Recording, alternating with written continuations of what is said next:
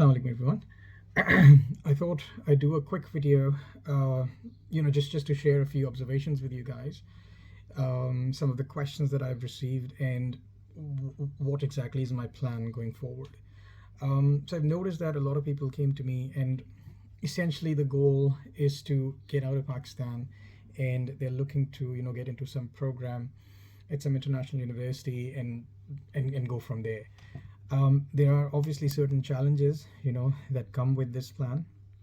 People don't know how to write a statement of purpose. People don't know how to approach professors and stuff like that, and what to choose, what program to choose, what topic to research, uh, potential supervisors, how to choose them, that sort of stuff. So I thought that rather than answering people individually, I just do a series of videos and address all the identified questions and themes. Now I've got absolutely no issues answering people individually as well, but then what happens is that I take sometimes I take very long to get back to people, and that's not very polite. So it's best that I post a video if for example 4 or 5 people, they've come to me with a certain question and I can address that question in one single video, then let's just do it that way. So very quickly, in this introductory video, I thought that I'd just share some of the topics that I have jotted down here, which I will be addressing in the following videos, not this one. And yeah, of course, if there's something that I've missed, or if there's something that you want me to add to this list, or if there's something that you guys think which is not important, just let me know. I'll just quickly read out the list that I've got here. So some very basic stuff. People raise questions regarding email writing, that how should I write a professional email, to get a response from the professor that I'm writing to. So that's one thing. And then statement of purpose. What is a statement of purpose? How to draft it? What to mention in a statement of purpose? What is a personal history statement? How are these two documents? They go together, they support each other, and how are they different? What's the basic difference between these two documents, essentially? How to choose a topic to research, how to choose a professor to work with who could be a good supervisor. So I received questions around those topics.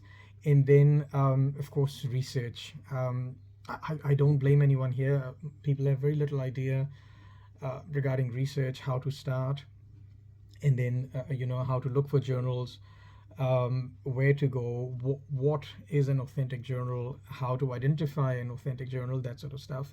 So, and I really don't blame anyone. It's a very valid concern because there's very little guidance, as far as research is concerned in Pakistan. If I would have been there, I would have struggled as well.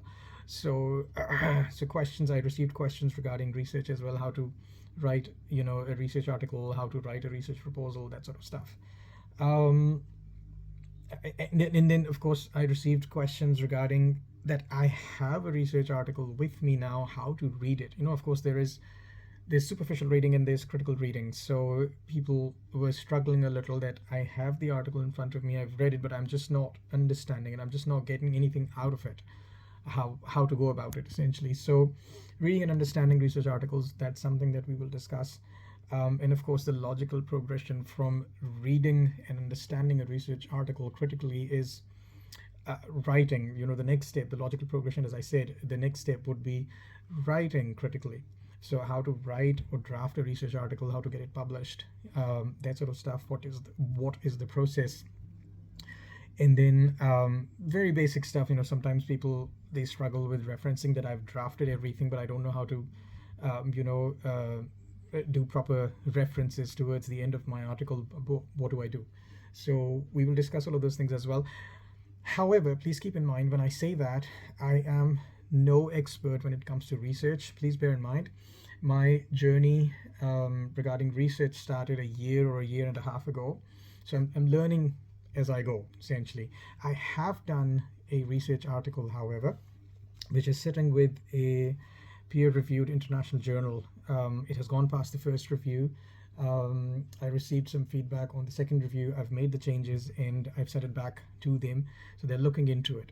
Hopefully we are going to get it published by March. The deadline was January. I couldn't meet it. We kept going back and forth. I tried my best, but Yeah. There were certain changes required, and I kept doing those changes. The editors are quite strict, so yeah. But hopefully, we're gonna get the job done by March. That's what I'm hoping for. So yeah, what the point I'm trying to convey is that it's a difficult process, but it's nothing which is not doable. So we'll learn together. That's the whole purpose of starting this Facebook page that I'm looking to start, which I will be naming Let's Research. Um, and stuff related to research is going to be there for everybody's guidance. I'm going to make mistakes as well, let me tell you that. I'm not perfect, I'm going to make mistakes. So if I make mistakes, just please correct me. That'll be good learning for me as well. So as I said, we learn together. And then I was also thinking about, because uh, I received certain questions regarding teaching and learning in Pakistan, how to teach in a certain way, what methodology is should be implemented, that sort of stuff. What suits my students, those questions around those things. So I was wondering, so I was thinking about addressing teaching and learning in Pakistan and other countries. Let's do some uh, comparative studies or case studies.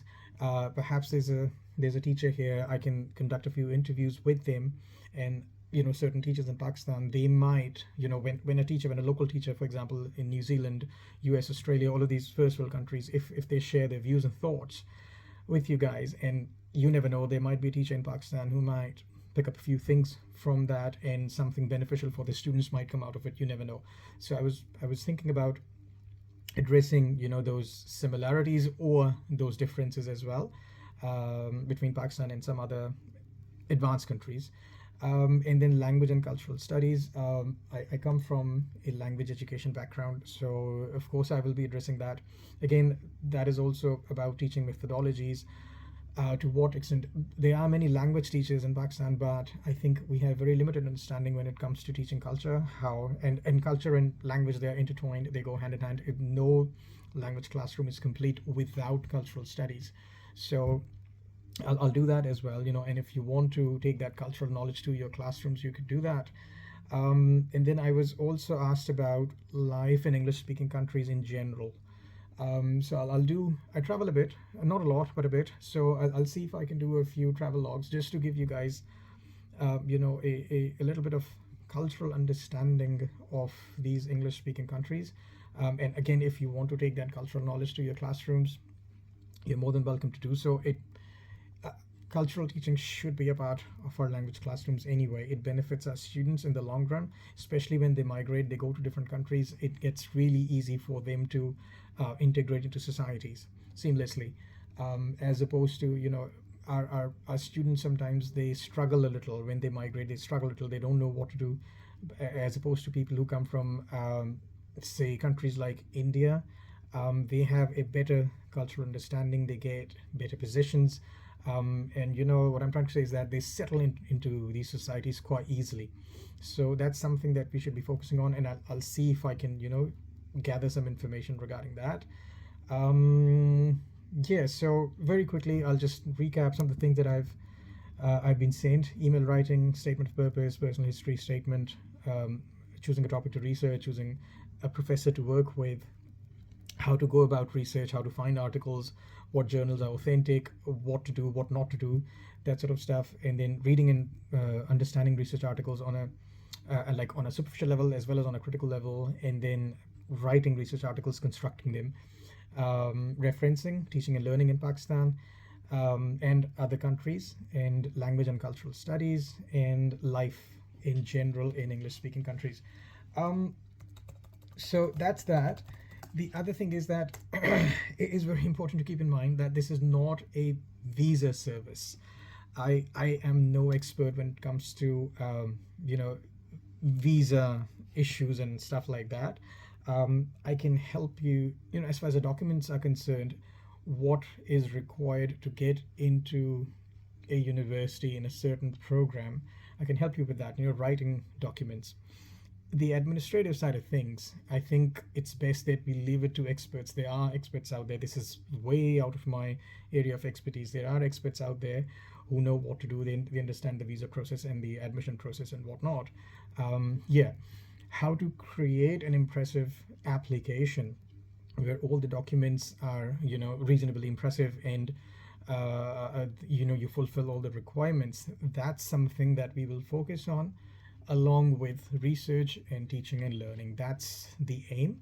And yeah, as I said earlier, if there's something that you want me to add or omit, just let me know, and I will try my best to address that as well. Yep, so hopefully see you on the page. The name of the page would be, as I said, Let's Research, and yeah, we'll just hopefully grow together. Thank you for listening to this video. I thought I'd keep it short. I thought I'd keep it under 5 minutes, but it's 10 minutes and 30 seconds now. Yeah, I'll cut it short. Thank you. Allah Hafiz.